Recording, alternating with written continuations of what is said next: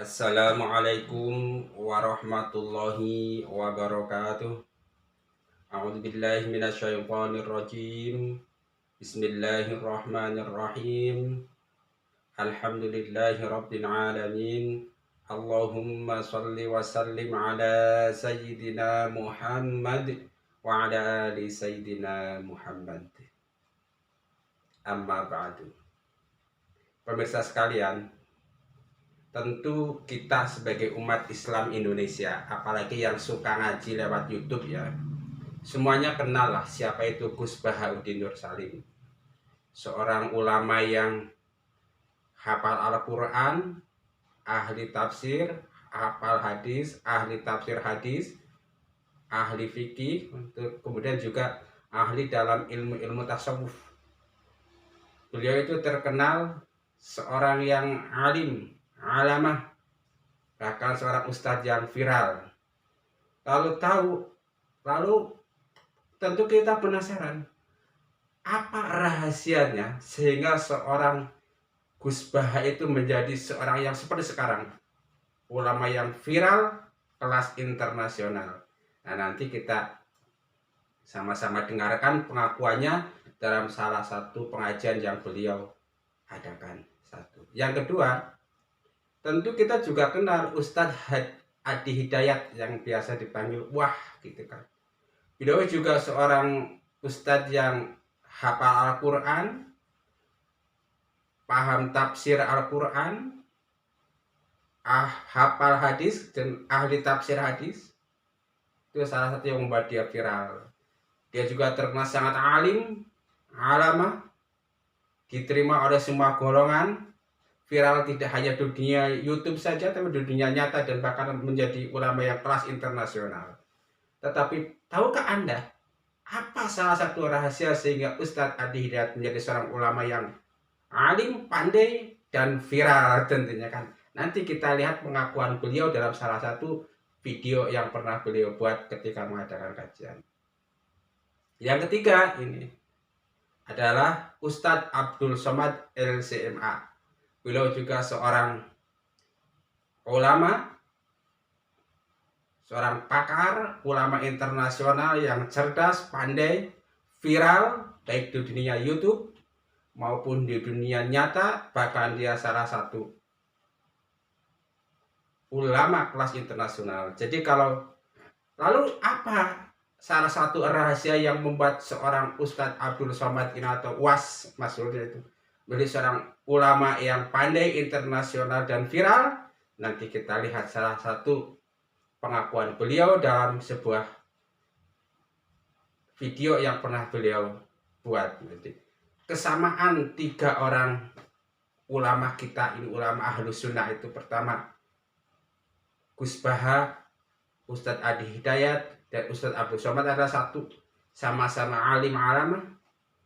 Yang kedua, sama-sama viral di dunia maya dan di dunia nyata. Yang ketiga, sama-sama ulama internasional. Dan yang keempat ini sama-sama dicintai umat. Kita bisa melihat kalau ketiga ulama ini mengadakan pengajian mustami'nya ribuan, bahkan puluhan ribu. Anda lihat aja pemirsanya kalau di YouTube, kalau beliau yang mengatakan itu ribuan jutaan bahkan itu kan keempat ini, dan dicintai oleh umat lintas firqah ya, ahli sunnah suka, wahabi suka, kemudian firqah yang lain juga suka. Nanti kita cek setelah kita tahu rahasianya, mudah-mudahan kita bisa mencontohnya dan selalu bisa bersama-sama mengikuti pengajian beliau. Sekarang coba mari kita lihat apa kira-kira rahasia Gus Baha menjadi seorang yang alim alamah dan menjadi ulama kelas internasional. Mari kita sama-sama dengarkan. Mbak saya itu terkenal wali yang bapaknya bapak. Itu kalau kesini Fatihah lagu satu. Nur di situ mondok gini itu tak popo. Mondok elek lah, kiai wali. Kemarin itu bapak itu di kamar kursi yang masih ada kakinya. Saya dulu sering dijak ke sini sama bapak. Jadi mbak saya itu terkenal wali dulu. Jadi bahasa itu tirakat terus sampai kabut itu poso terus. Kebetulan cucunya agak niru. Saya tidak niru itu karena itu Gus Yadi. Memang disuruh tidak niru. Kata mbak saya kira usah tirakat, terus tak tirakat ya. Itu jadi saya bangun juga gitu.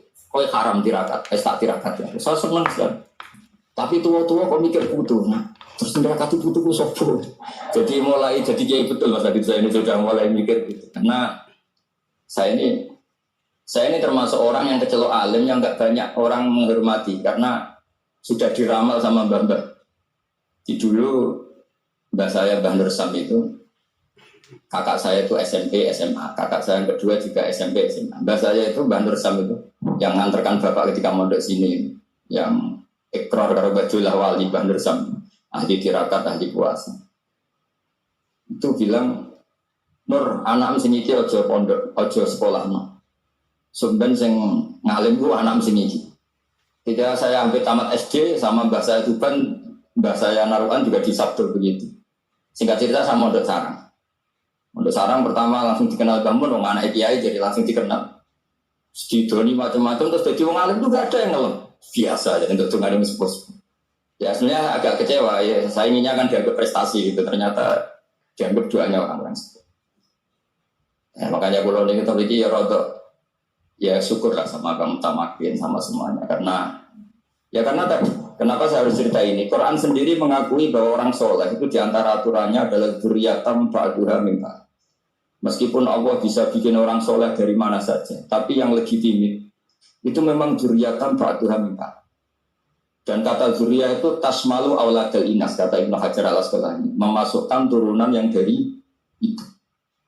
Meskipun tentu secara wali nikah atau secara disiplin nasab dari ibu itu tidak ngefek. Tapi dari segi fa'indal irqad jassas, bahwa sistem tubuh kita itu tetap ada gen dari seorang apa? Ibu. Sehingga banyak ulama tafsir mengatakan dzurriyyah itu tasmalu auladal inas. Dzurriyyah itu memasukkan turunan dari apa? Ibu. Bapak saya itu nasabnya nasab wali. Jadi babahnya itu suka tirakat, suka. Ibu itu nasab kiai. Jadi kalau bapak wiridan itu, kalau istiqomah itu disalahkan sama keluarga ibu. Istiqomah itu salah. Karena ijabu malam yajib, mewajibkan sesuatu yang tidak wajib. Itu masalah secara ilmiah. Bangun itu sering kritik kalau ada pondok wajib puasa, wajib ngawat itu sering kritik. Itu secara fikih bahaya. Ijabu malam yajib, mewajibkan sesuatu yang tidak wajib. Dan itu kriminal dalam bab fikih. Betul itu, sama cari di Sulam Taufik, babnya itu ngeri, ijabu malam yajib itu tidak dihitung minal kabair, dicari sendiri itu di bab Sulam Taufik, tidak perlu saya sebut, itu parah betul malah cara memvonis Abdullah bin Husain bin Tohir di Sulam Taufik, ijabu malam yajib. Tapi pondok-pondok yang tirakat tidak kurang dalih, ini buatan majibakan, melatih, buatan majibakan tapi apa? Nah, silsilah dari keluarga ibu itu suka ini. Sehingga Abdul bin Mas'ud itu tiap hari itu mensweeping orang yang sering duha. Kalau ada orang duha istiqomah itu disweeping. Awas, harus seminggu sekali, nggak boleh tiap hari. Masa sholat fardu kamu saingi sholat duha? Nggak boleh, fardu tersaingi. Itu Abdul bin Masyhur, sama cari di Al-Hunyah. Sayyidah Aisyah kalau ada orang duha tiap hari dimarahin. Dan itu secara konstitusi ilmu benar karena Nabi Qiyamul Lail Ramadan itu hanya 4 hari yang dibangun. Lainnya itu enggak. Khasyata ayyufradu alaihim kalau dalam fikih takut dianggap fardu. Akhirnya istiqomah itu masalah di keluarga saya yang dari ibu. Nah kebetulan kita ini suka ada istiqomah akhirnya ya seperti ini. Tapi ini ilmu harus kita bicarakan. Tapi yang istiqomah Bapak itu pengagum betul lah. Bapak itu suka sama istiqomah karena punya guru dulu di Zibedia istiqomah betul lah. Nah, sudah tahu ya, itu salah satu rahasia kenapa Gus Bahar menjadi seorang yang alim, alamah, kemudian viral dan menjadi ulama internasional. Nah, sekarang mari kita lihat apa rahasia Ustadz Adi Hidayat menjadi seorang yang alim, alamah, menjadi Ustadz internasional dan viral. Ini dia. Ayah saya meninggal saat saya masuk pesantren. Dan baiknya saya rasakan luar biasa. Beliau mengajar di musalla kecil dulu, sekarang jadi masjid. Itu saya selalu di bawah. Beliau mengajar, saya tidur. Sekarang gantian, saya mengajar, beliau tidur. Dan kadang di pangku, gendong sampai pulang. Saya pernah sengaja pura-pura tidur untuk ingin tahu apa yang dikerjakan ayah saya di jalan. Jaga betul supaya nggak bangun. Begitu saya disimpan di kasur dan bangun, dia hanya bercanda. Saya mau masuk pesantren, dia nggak sempat ngantar. Saya bertemu, beliau menangis, peluk saya, minta maaf, gak bisa ngantar ke pesantren. Saya belum mengerti apapun saat itu. Saya bertekad insya Allah, saya belajar dengan sungguh-sungguh. Sepekan, 2 pekan saya dapat panggilan pulang. Saya tanya pada kakak saya yang ikut, sekarang ada di sini. Di mana ayah? Beliau nggak jawab. Sampai di Bandung, paman saya, sekarang saya ke MUI Jawa Barat, langsung menyampaikan, nampaknya nggak akan terkejar sampai sana, mungkin sudah dimakamkan. Saya ngerti, paham saat itu bahwa beliau telah wafat. Saya pulang. Maghrib saya sampai, saya dapati ibu di ruangan tengah. Saya datangi, saya menahan tangis, tidak tangis sedikit untuk membahagiakan ibu saya. Saya datang, saya peluk. Saya temani tidurnya. Itu pertemuan saya dengan ayah saya terakhir di mimpi. Saya bermimpi melihat sudah pakai kemeja, tersenyum, mendadahi saya. Sudah. Besoknya saya cari ke kamar. Ternyata Allahu Akbar, apa yang selama ini saya pelajari di pesantren, kitabnya sudah ada di kamar semua. Jadi siapkan. Saya menangis saat itu, saya bawa mushaf. Jadi bapak saya, ayah saya, itu bajunya pun saat wafat dibagikan kepada sahabat-sahabatnya. Bajunya, kitab-kitab ini dibagikan. Ibu saya menunjukkan kemudian ada jam yang nanti nak pakai. Saya bilang simpanlah. Saya bawa mushaf. Dengan mushaf itu saya duduk di ruangan tengah, saya menghadap ke kiblat dan saya mohon kepada Allah. Ya Allah, saya tak punya kemampuan lagi membahagiakan ayah saya saat hidup di dunia. Tapi mohon jadikan setiap huruf dalam Al-Quran ini, ya Allah, pahalanya mengalir untuk ayah saya. Begitu saya bacakan saat itu tak bisa saya berhenti. Dan tiba-tiba langsung masuk ayatnya, artinya, posisinya, nomornya. Gak pernah berhenti, masuk. Saya bertekad ingin berbuat baik. Puncaknya saya sekolah. Ibu, ya Allah, saya ingin berbakti pada ibunda saya. Anda tahu apa yang terjadi? Demi Allah saya katakan, ketika Anda bersabar, ibu saya, Bu, Pak, itu krisis 97 kan. Waktu krisis, saya masuk pesantren. Saya diberikan sempurna bekal seperti anak-anak lain. Rupanya ibu saya sudah tanya kepada santri-santri, orang tuanya, berapa bekal Anda kasihkan? Dikasih yang paling tinggi itu dikasihkan pada kami tiap bulan. Saya terima. 1 kali libur saya pulang dari jauh, ibu saya tersenyum melihat sedang timur pakaian biasa. Begitu saya tiba, kaget saya. Kok pakaian ibu saya, pakaiannya nggak cocok dipakai gitu. Ini bukan pakaian ibu saya, kayak kain pel lah kalau sekarang. Saya masuk ke rumah, saya kejar, saya buka pakaiannya, lemari ini. Saya nggak temukan sedikit pun. Saya kejar kakak saya, dia sudah siapkan makan. Kak perempuan kami yang kedua, mana pakaian ibu saya? Perhatikan jawabannya. Dia menangis saat itu. Dia bilang, mama itu telah menjual semua perhiasan dan pakaiannya untuk pendidikan kamu. Jual. Untuk kita ada. Jual. Dan bertahan dengan 150.000 per bulan saat krisis. Jadi rupanya ibu saya itu makan nasi sehari cuma sekali. Beliau mengajar. Di berangkat sekolah itu cuma makan pisang, minum kopi, makan nasinya malam. Sebelum, ya Allah, saya akan ganti baju ibu saya dengan kain ihram dan saya gandeng tangannya di Masjidil Haram. Itu apa yang terjadi? Begitu saya kuliah di Libya, alhamdulillah, saya berangkat, saya mulai mengajar, saya serius belajar. Saat itu kemudian Allah mulai berikan jalan. Saya ingin sungguh-sungguh. Malam saya bangun, saya sholat, saya belajar, saya menghafal Quran, saya belajar riwayat Quran. Sampai puncaknya tiba. Saya ditugaskan pemerintah Indonesia saat itu untuk jadi petugas haji di Mekah. Saya telepon ibu saya. Saya bilang, Ma, saya insya Allah akan haji 2010. Saya telepon Februari saat itu.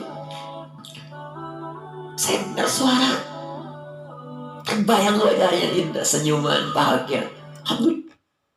Nah, itu dia kan kira-kira apa yang membuat salah satu rahasia yang membuat Ustadz Adi Hidayat menjadi seorang yang alim, alamah, viral, dan ulama kelas internasional. Sekarang mari kita lihat Ustadz Abdul Somad LC.MA.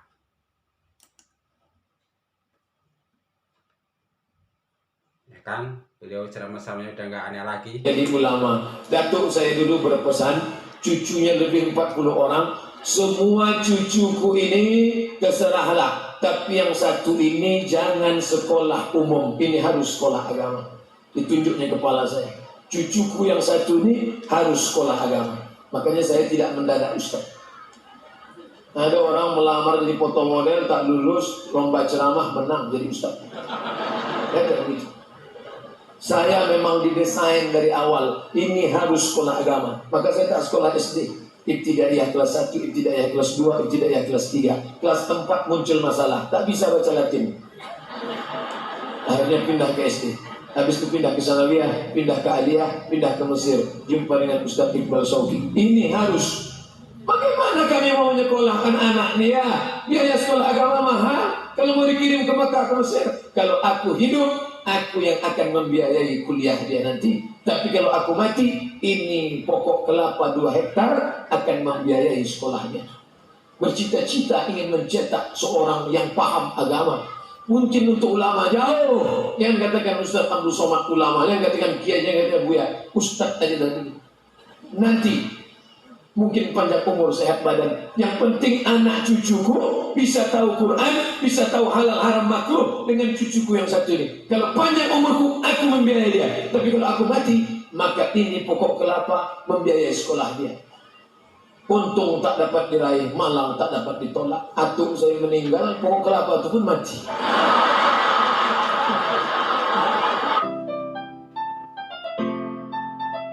Makam Syekh Muhammad Yunus. Syekh Muhammad Yunus di samping Sungai Deli. Nana ada makam Syekh Muhammad Yunus ya. Saya pun ziarah di situ. Dulu dia berkelahi antara kaum tua sama kaum muda, saling membinakan, saling berkelahi. Datanglah Tuan Guru Arsyad Tariq Lubis. Tuan Arsyad Tariq Lubis luar biasa. Bahasa Belanda bisa, bahasa Inggris bisa, bahasa Arab cair, bahasa Mandailing. Memang mulai dia lah. Ditulisnya lah kitab perbandingan agama. Maka banyak luar.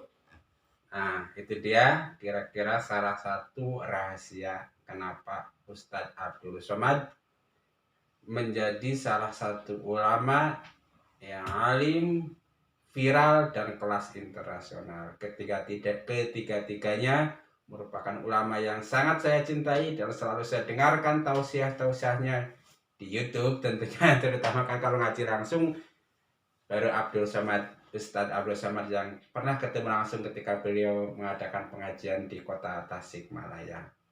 Nah, dari ketiga pengakuan Ustadz fenomenal ini bisa kita garis bawahi bahwa salah satu rahasia kenapa beliau menjadi ulama yang alim, yang viral, dan kelas internasional adalah satu, tekad yang kuat dari orang tua beliau untuk menjadikan anak cucunya seorang ahli agama. Satu. Yang kedua, tekad yang kuat dan usaha yang sungguh-sungguh dari si anak untuk menjadi seorang ahli agama dan ulama yang soleh. Dan yang ketiga, tentu saja atas rahmat dan fadl dari Allah Subhanahu wa Ta'ala. Mudah-mudahan kalau kita orang tua bisa menjadi orang tua seperti orang tuanya Gus Bahauddin Nur Salim, seperti orang tuanya Ustadz Adi Hidayat, seperti orang tuanya Ustadz Abdul Somad yang bisa membimbing dan mendidik anak-anak kita sehingga menjadi ulama-ulama yang viral, fenomenal, kelas internasional, baik di mata umat dan baik di mata Allah Subhanahu wa Ta'ala. Allahumma amin. Dan jika kita yang anak-anak, mudah-mudahan kita bisa mencontoh dan meniru jalan yang ditempuh oleh Gus Bahauddin Nur Salim, ditempuh oleh Ustadz Adi Hidayat dan ditempuh oleh Ustadz Abdul Somad sehingga mereka menjadi seperti sekarang, seorang ulama yang alim, viral dan kelas internasional. Allahumma amin. Tentu kita nggak boleh lupa selalu berdoa, minta kepada Allah Subhanahu wa Ta'ala dibukakan hati dan pikiran supaya benar-benar mendapatkan ilmu agama yang manfaat dan barokah di dunia dan di akhirat. Allahumma amin. Semoga bermanfaat. Wassalamualaikum warahmatullahi wabarakatuh.